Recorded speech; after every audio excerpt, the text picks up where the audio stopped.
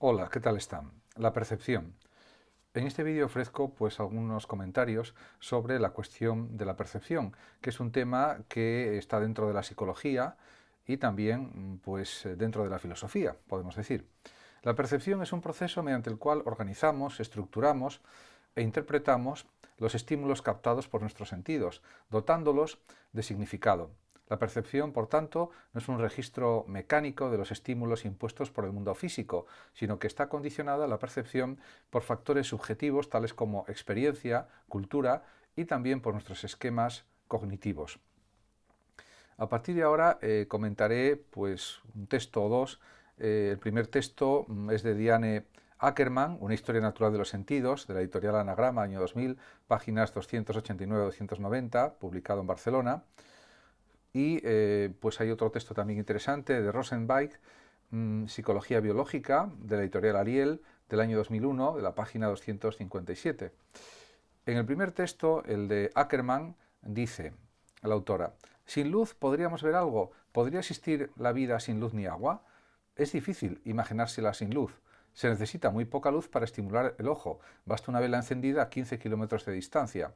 En efecto, la luz es algo esencial para la vida y también para nuestra felicidad, nuestra satisfacción. Está comprobado y demostrado desde un punto de vista médico y psicológico que la luz diríamos, infunde más optimismo, más alegría, influye en nuestra conciencia, en nuestro conocimiento, influye en nuestras sensaciones cerebrales positivamente y eso está estudiado a nivel de depresión para intentar superar esa depresión. Aparte de que haya un tratamiento farmacológico, diríamos, la luz también tiene una influencia considerable en el sentido de ser algo positivo para la tranquilidad anímica y para la paz mental y también para potenciar el optimismo vital también de alguna manera.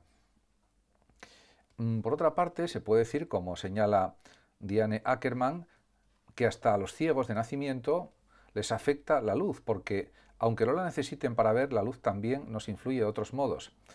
Efectivamente, lo que comentaba yo antes, afecta a nuestras hormonas, a nuestro humor y desencadena los biorritmos también. Y también los planteamientos de vigilia y de sueño, etcétera, se regulan por la luz. Incluso algunas enfermedades infantiles, como dice la autora, incluido el raquitismo, provienen en parte de la falta de luz solar. En ese sentido, efectivamente, para conservar la salud, los niños necesitan estar al aire libre, con luz solar, porque también produce unos resultados muy positivos, porque la luz solar aporta también vitamina E, etcétera. En cualquier caso, también la depresión puede reducirse o superarse o curarse también cambiando los horarios de sueño del paciente, de modo que se adapte mejor a los periodos de luz y oscuridad estacionales. Por lo tanto, hay muchos aspectos en los que es muy importante la luz. Aparte de que la luz está asociada con la vida, ya lo decía el gran escritor y pensador Goethe, en los últimos momentos de su vida, deseaba más luz, lógicamente porque la luz es un símbolo de la vida. Otra cuestión también es la de la estimulación sensorial y, por ejemplo, se han hecho experimentos en personas, en laboratorio, con personas, para ver cuánto resistían sin estimulación sensorial, sin luz, sin sonido, etc. Y se comprobó que no soportaban demasiado tiempo sin ningún estímulo sensorial, como es la luz, el sonido, etc. Porque si no el cerebro empezaba ya a sentirse muy incómodo, la mente, y al final había alucinaciones, etc. Había una sensación de incomodidad tremenda. Por lo tanto, una persona no puede vivir sin estimulación sensorial. En cuanto al color y la luz, es en parte onda y en parte partícula. Realmente también está demostrado que los colores provocan respuestas emocionales determinadas en las personas. Por supuesto, en los hospitales, por ejemplo, no se suelen poner colores chillones, un amarillo chillón, un rojo chillón, un verde chillón, porque eso pone más nerviosos a los pacientes. Suelen poner tonos suaves que induzcan a la tranquilidad o que provoquen sensación de calma y de bienestar, más que colores demasiado excitantes. Por otra parte, los animales sabemos actualmente que no ven los mismos colores que los humanos. Hay animales que ven en blanco y negro, otros que ven en color, Y luego hay otros animales como las moscas y otros insectos que ven de forma diferente a la nuestra, como imágenes reticuladas, etcétera. En ese sentido, pues, y hay especies animales que ven peor que nosotros y otras que ven mucho mejor también, como por ejemplo las águilas. Por tanto, percibir, insisto, es dar significado a lo que observamos, a lo que escuchamos, a lo que pues apreciamos a través del tacto y de otros sentidos, del gusto, etcétera. Pero podemos decir también que nuestras percepciones no siempre son tan nítidas y veraces como nos creemos, porque puede haber alteraciones perceptivas y algunas son más frecuentes que otras. Entre estas alteraciones perceptivas se encuentran las ilusiones y las alucinaciones, que son más comunes de lo que se piensa. Por otra parte, a veces también los sentidos nos engañan, aunque no queramos, más de lo que solemos admitir. Y también se puede comprobar con qué relativa facilidad nuestros sentidos pueden inducirnos al error y eso pues facilita también actitudes comprensivas y abiertas hacia uno mismo y también hacia los demás. Mark Rosenweig, en su libro Psicología Biológica, aborda estas cuestiones y voy a comentar algunas frases de este fragmento de su libro. Dice Rosenweig: la luz del sol nos calienta la piel y nos estimula los ojos. Un coro de sonidos, desde los ruidos que hacen los insectos hasta las enérgicas ejecuciones de los cantantes de ópera, nos estimulan los oídos. El viento roza el vello de la piel y transporta sustancias que producen una sensación de olores agradables o desagradables. El alimento que comemos afecta a receptores de la boca, el estómago y el cerebro. Una enorme gama de energías y sustancias que hay a nuestro alrededor excitan nuestros sentidos y suministran a nuestro cerebro una amplísima información sobre muchos sucesos externos e internos. En efecto, estamos, diríamos, integrados en un mundo de sonidos, de imágenes, de luces, de colores y de todo tipo de sensaciones. Esto quizás se produce mucho más si pensamos en el cambio de situación estimular o los cambios de situación estimular que suceden si nos vamos a un bosque o a una selva, oímos distintos ruidos, sonidos, vemos distintas imágenes, vemos un ambiente muy diferente al que hay, por ejemplo, en un desierto o al que hay en una ciudad, por ejemplo, como Nueva York, vamos a suponer. Por tanto, todo eso indica que hay distintos ambientes perceptivos, a veces muy diferentes, y que nos influyen en nuestro psiquismo, en nuestro pensamiento, en nuestras emociones y sentimientos también.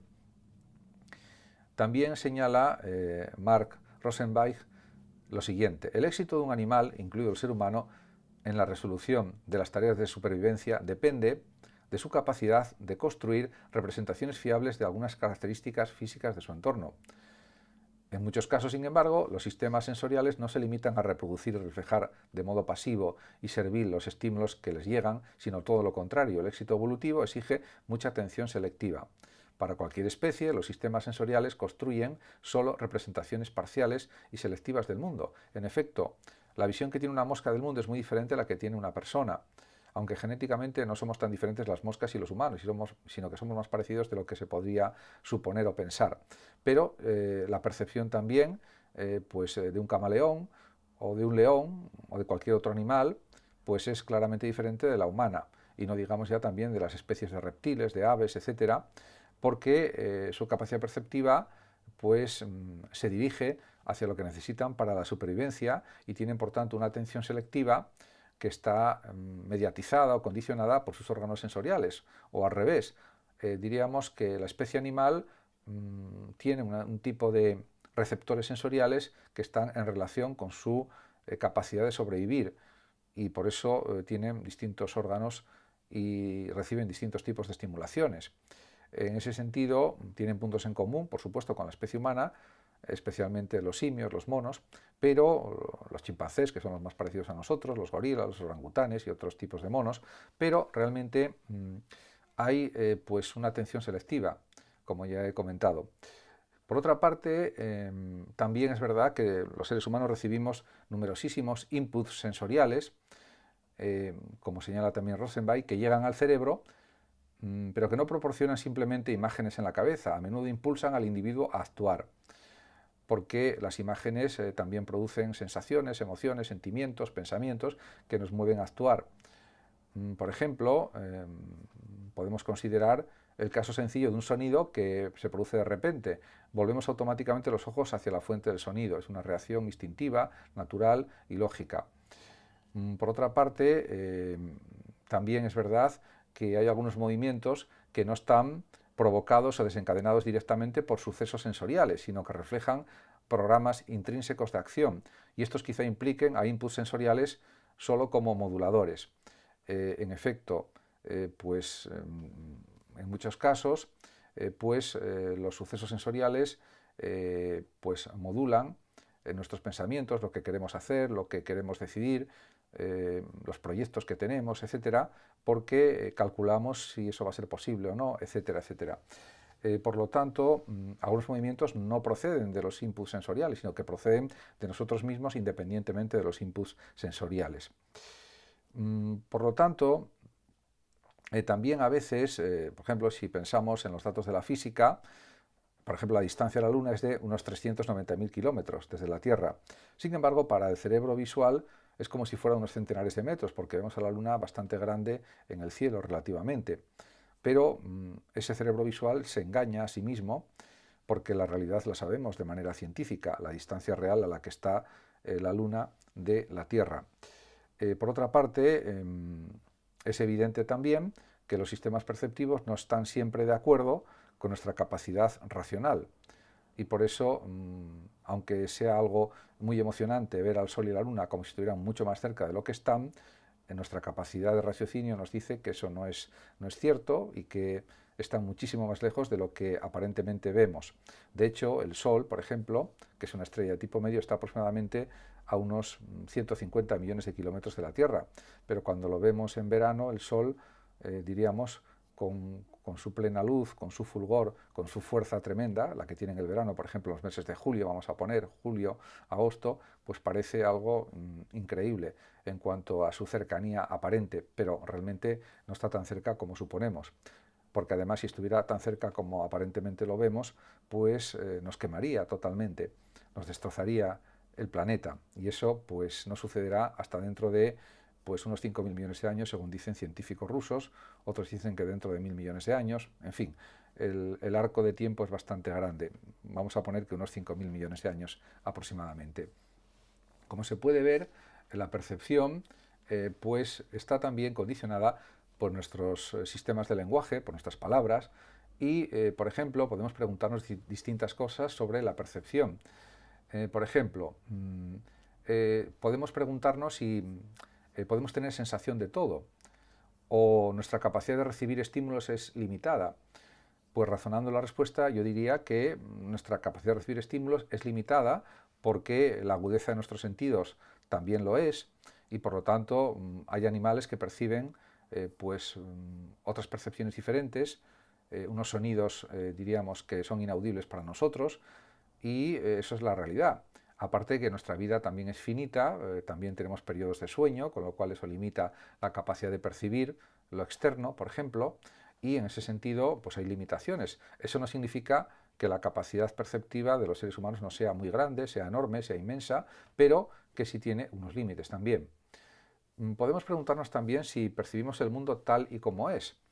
Yo creo que en principio no, pero como nos pasa a todas las personas, vemos a través de nuestros sentidos, de cómo funcionan nuestros sentidos.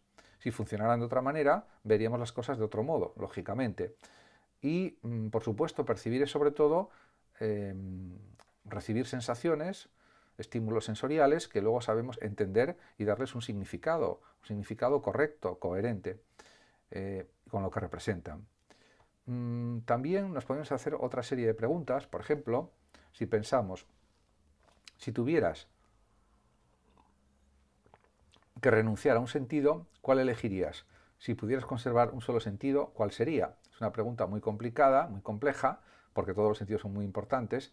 Yo creo que si pudiera, diríamos, renunciar a un sentido, yo quizás renunciaría al del tacto y en cambio conservaría los demás, el gusto, el olfato, la vista y el oído. Y si tuviera que renunciar a un sentido, perdón, si tuviera que conservar un solo sentido, ¿cuál sería?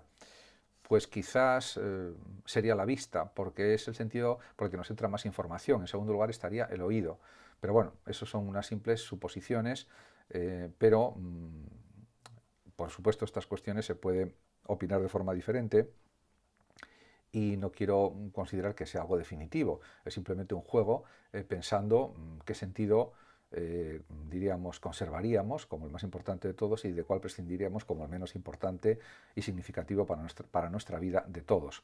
Pero esto podría variar con el paso del tiempo o si tuviéramos otros esquemas cognitivos o de significado, etc. Pero en principio me parece, hombre, yo dudaría entre la vista y el oído, porque el oído es importantísimo también, pero si hubiera que elegir yo creo que sería mejor la vista que el oído, si hubiera que quedarse con uno solo. Pero bueno, es discutible también y es opinable, por supuesto. Por otra parte, también los sentidos nos ayudan a disfrutar más de la vida, a ver muchísimas cosas bellísimas y pues eso es algo que enriquece nuestra vida de una manera inmensa. Muchas gracias a todos por su atención, saludos como siempre a los oyentes de Radio Sofando de México y saludos también a todos los demás que me están viendo y escuchando. Hasta siempre.